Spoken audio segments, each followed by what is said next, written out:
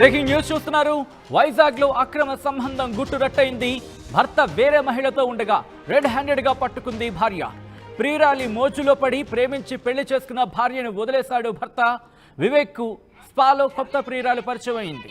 ప్రియురాలికి విలువైన వస్తువులు గిఫ్ట్ గా ఇచ్చాడు వివేక్. స్పా బ్యూటీతో పార్కులు, బీచ్లు, హోటల్స్ లో వివేక్ ఎంజాయ్మెంట్ ఓ లెవెల్లో ఉండేదంటోంది ఆ భార్య. తనకు న్యాయం కావాలంటోంది. 3 ఏళ్ల కిందట వివేక్ హరితతో పెళ్లయింది. పెళ్లైన 2 నెలల నుంచి భార్యకు దూరంగా ఉంటున్నాడు వివేక్ అనే మాట వినిపిస్తోంది. వివేక్ స్పాలు, అమ్మాయిల పిచ్చి ఉందని అంటోంది భార్య. చాలా మంది అమ్మాయిలతో వివేక్ సంబంధం ఉందని ఆరోపిస్తోంది. విడాకులకు అప్లై చేశా, లీగల్ గా చూసుకుంటా అంటోంది. ఈ నేపథ్యంలో ఇన్ఫాక్ట్ వివేక్ కూడా ఇదే మాట అంటున్నాడు. విడాకులకు అప్లై చేశాను, లీగల్ గా చూసుకుంటా అంటున్నాడు భర్త వివేక్. అసలు ఇంతకీ ఏం జరిగిందో ఒకసారి ఈ విషయంలో చూద్దాం.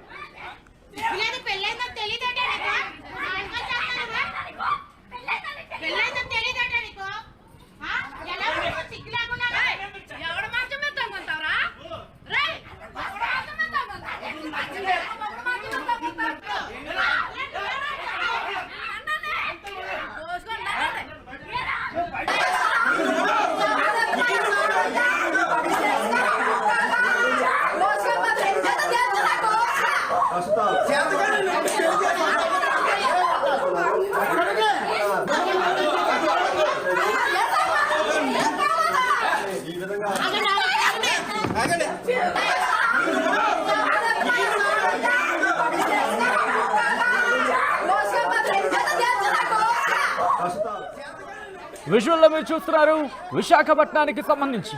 అవును, వైజాగ్ లో అక్రమ సంబంధం గుట్టురట్టయింది. భర్త వేరే మహిళతో ఉండగా రెడ్ హ్యాండెడ్ గా పట్టుకుంది భార్య. ప్రియురాలి మోజులో పడి ప్రేమించి పెళ్లి చేసుకున్న భార్యను వదిలేశాడు భర్త.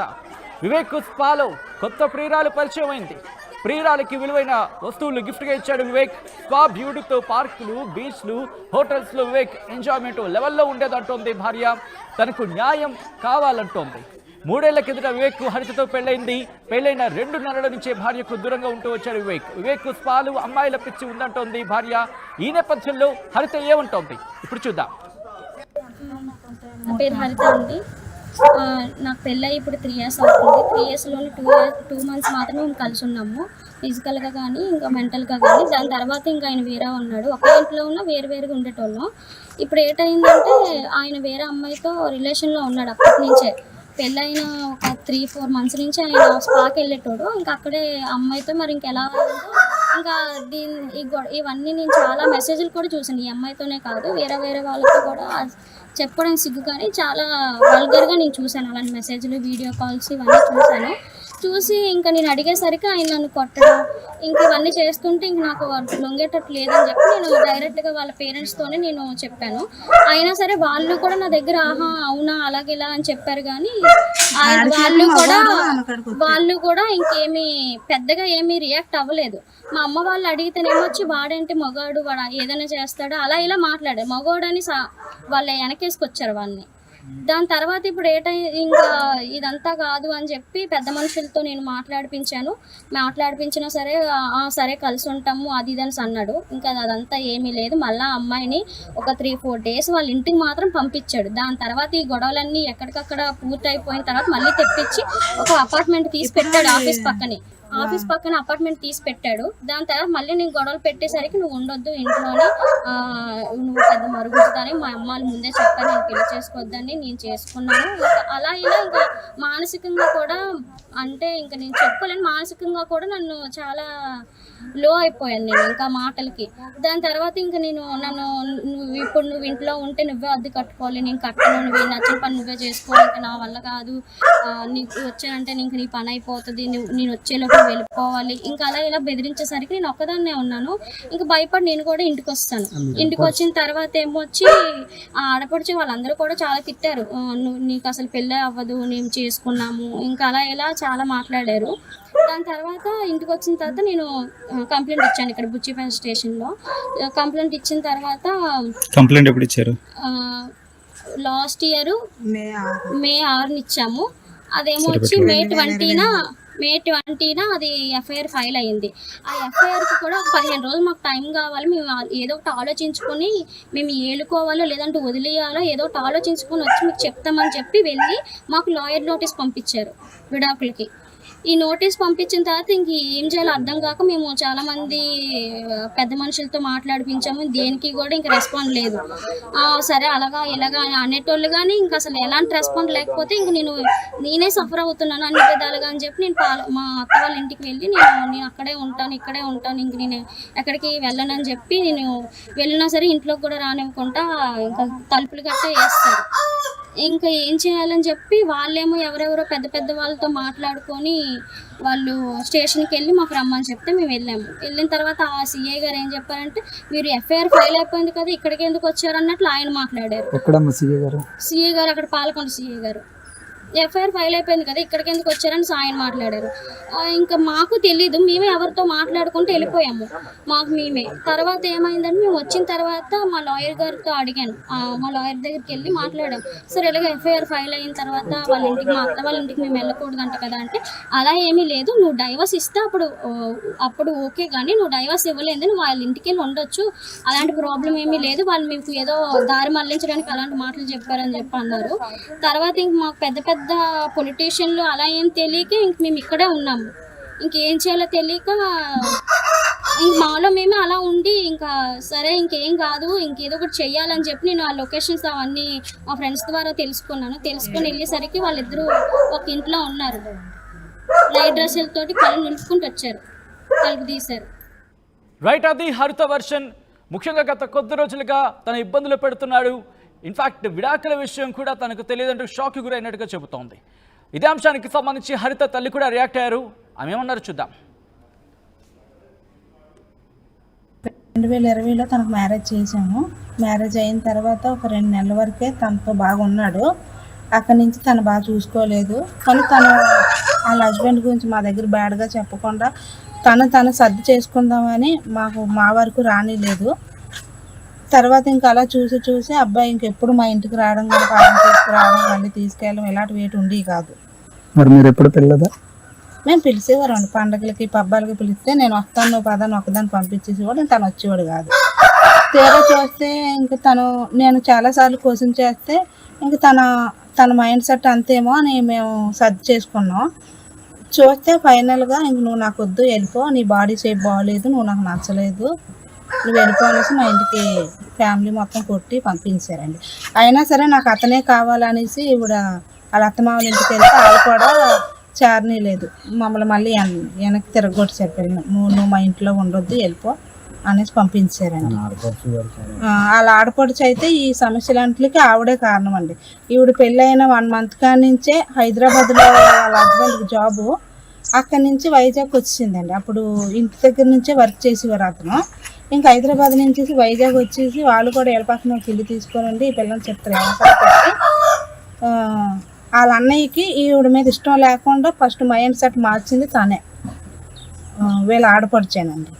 ఇంకా అక్కడి నుంచి ఇంకా ఆవిడ వాళ్ళ అమ్మని వాళ్ళ నాన్నని అన్నయ్యని అందరినీ మార్చి ఇలా లాస్ట్ తయారు చేసింది. ఇతను కూడా వేరే అమ్మాయితో ఎఫ్ఐఆర్ పెట్టుకున్నాడండి. పెళ్ళయిన ఇష్టపడి కోరి నన్ను అడిగి అమ్మకి నాన్నకి తీసుకొని రా అమ్మ అప్పుడు మాట్లాడదాం అని చెప్పాను. చెప్పిన తర్వాత వచ్చారు, వాళ్ళు కూడా మంచోళ్ళు అనిపించిందండి. అంటే లవ్ మ్యారేజ్ చేసుకున్నారు, వాళ్ళిద్దరూ లవ్ చేసుకున్నారు. తను నాకు ఫోన్ చేసి అడిగాడు మీ అమ్మాయిని చేసుకుంటానని. లవ్ చేసుకున్న వాళ్ళు ఏమో మీరు పెళ్లి పెద్దలు మాట్లాడుకుని పెళ్లి చేసాం. వాళ్ళ తల్లిదండ్రులు మేము కలిసి ఇక్కడ మా ఇంటి దగ్గరే మాట్లాడుకొని వాళ్ళిద్దరు ఇష్టాన్ని మేము అంగీకరించి పెళ్లి చేసామండి. కట్న కానుకలు అన్ని ఘనంగా ఇచ్చి పెళ్లి చేసాము. పెళ్లి చేసిన తర్వాత కొన్నాళ్ళకి అతనికి ఈ పాప మీద ఇష్టం తగ్గిపోయి వేరే అమ్మాయి, ఇతను కొంచెం స్పాలకి గట్ట వెళ్తాడండి. ఆ స్పాలకి వెళ్ళిన దగ్గర ఆమె స్పాలో పనిచేస్తుందట. ఆవిడకి వీళ్ళిద్దరికి ఎలా కలిసింది. ఇంకా అప్పటి నుంచి పిల్లని దూరం పెట్టేసి ఇంక తనకు తానే వెళ్ళిపోయేలాగా తయారు చేశాడు. అయినా సరే తను పట్టుకొని వేలాడింది గట్టిగా. నేను ఇక మా ఇంటికి రాకుండా అక్కడే పట్టుకొని వేలాడినా సరే ఇది ఎప్పటికీ వెళ్ళిపోలేదు అనేసి ఒకరోజు పిల్ల మీద పెట్రోల్ పోసి తగిలెట్టడానికి పిల్లని అలాంటి ప్రయత్నాలు అన్నీ చేశాడు. మాకు భయం వేసి ఇంక మేము తీసుకొచ్చి బుచ్చేపట్ట స్టేషన్లో కంప్లైంట్ ఇచ్చాము. కంప్లైంట్ ఇచ్చిన తర్వాత వాళ్ళు వచ్చి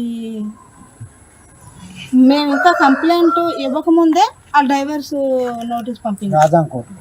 అంటే అది రావడానికి కొంచెం టైం పడుతుంది కదండి. మేము కంప్లైంట్ ఇచ్చి ఆ మరుసటి రోజు 3వ రోజుకో మాకు ఇంటికి నాకు డైవర్స్ కావాలని అతను పిటిషన్ వేసాడండి. పిటిషన్ వేసేస్తే మేము అది పట్టుకొని వీళ్ళు నా అమ్మ నాన్న కంప్లైంట్ ఇచ్చిన తర్వాత పోలీస్ స్టేషన్కి వచ్చారండి. పోలీసులు పిలిస్తే వచ్చి మాకు 15 రోజులు గడువు కావాలి, మాకు గృహప్రవేశం ఉందని చెప్పి వెళ్ళిపోయారండి. సరే 15 రోజుల తర్వాత వచ్చి మా పాపకి ఏం చెప్తారో, మంచిగా చూసుకుంటామంటారో లేకపోతే ఏం చెప్తారో చూద్దాం కదా అనేసి మేము కూడా అదే మాట మీద వచ్చామండి. పోలీసులు చెప్పగానే తీరా మేము ఇంటికి రాబోతేప్పటికి డైవర్స్ నోటీసు పోస్ట్ మ్యాన్ పట్టుకొచ్చారండి. మేము అది పట్టుకొని పోలీస్ స్టేషన్కి మళ్ళీ వెళ్తే ఎస్ఐ గారు అన్నారు వాళ్ళు డైవర్స్ కోసం ప్రిపేర్ అయ్యి ఈ లోపల మీకు ఈ నోటీస్ అందుతుంది అనేసి వాళ్ళు 15 రోజులు గడువు వేసుకొని వెళ్ళిపోయారు. సర్లే ఎఫ్ఐఆర్ కలెక్టర్ నాకు చేస్తారు. ఎక్కడికక్కడ మాకు ఏ పనులు అయితే అవ్వలేదండి, ఎందుకంటే వాళ్ళు డబ్బు ఉన్నవాళ్ళండి. పోలీసులు కూడా మీకు న్యాయం చేయలేదు. వాళ్ళు ఉద్యోగులండి. వాళ్ళ అమ్మ వాళ్ళ నాన్న వాళ్ళ అమ్మగారు గవర్నమెంట్ టీచర్ అండి, వాళ్ళ నాన్నగారు ఆర్టీసీ కండక్టర్. రైతు అంశానికి సంబంధించి వివేక్ కూడా రియాక్ట్ అయ్యాడు. వివేక్ ఏమంటున్నాడు ఇప్పుడు చూద్దాం. మరి ఆవిడ మీ భార్య కదా, అందుకే నేను ఆల్రెడీ డైవర్స్ చేశాను కదా. ఇద్దరులో ఎవరికి నచ్చకపోయినా సరే డైవర్స్ తీసుకోవచ్చు. అవును, మీరు డైవర్స్ అవ్వకుండా వేరే అమ్మాయితో అలా ఉండకూడదు కదా. అదే దానికి లీగల్ గా ఏదైతే దానికి నేను రెడీ.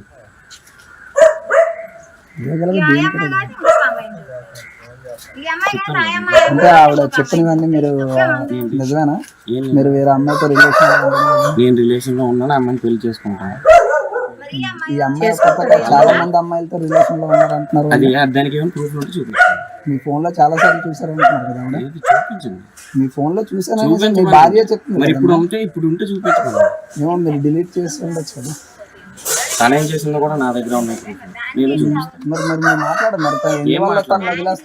మరి మీరు దానికి ఆన్సర్ చేయాలి కదా. దానికి ఆన్సర్ నేను వెయిట్ చెప్పాల్సిన అవసరం నాకు కాదు, చెప్పాలి కదా. అది నా పర్సనల్. మరి చెప్తే ఇప్పుడు ఆవిడ అంటే మరి ఆవిడ చెప్పిన ఆరోపణలు నిజమే కదా. మరి అయితే అవునండి, ఇప్పుడు ఏదైనా ఉంటే లీగల్ గా ఏ యాక్షన్ తీసుకుంటే దానికి నేను రెడీ. నువ్వు లీగల్ గా పెళ్లి చేసుకున్నావా? మీరు ఆగండి. నువ్వు లీగల్ గా పెళ్లి చేసుకున్నావా? ఇప్పుడు మా పేరెంట్స్ కూడా చెప్పాలి కదా. ఇప్పుడు మా పేరెంట్స్ కూడా చెప్పాలి కదా. ఈ ఇష్యూ ఏం మా పేరెంట్స్ కూడా ఎందుకు చెప్పలేదు? పేరెంట్స్ ఎన్రోల్ చేసి వాడుతున్నావు ఆట. మీరు లవ్ చేసే కదా పెళ్లి చేసుకున్నారు. ఈ అమ్మాయి ఆడే లవ్ చేశాడు, ఒకటి కాకపోతే ఒకటి. మరి మీరు ఈ అమ్మాయిని లవ్ చేసే కదన్నా పెళ్లి చేసుకున్నారు. సరే ఏదైనా సరే మా లాయర్ లీగల్ గా ఆడతాడు. లాయర్ కింద తగులుతుంది, నీకు తగులుతుంది. ఆడు నువ్వు గ్యామ్లింగ్ లో ఆడుతున్నావు. నాకున్న ప్రాబ్లమ్స్ నాకున్నాయి. అంటే చెప్పాలి కదా. ఆ ప్రాబ్లం నాకు చెప్పాలని మీ అప్పచెల్లు అలాగే వదిలేస్తున్నాడు.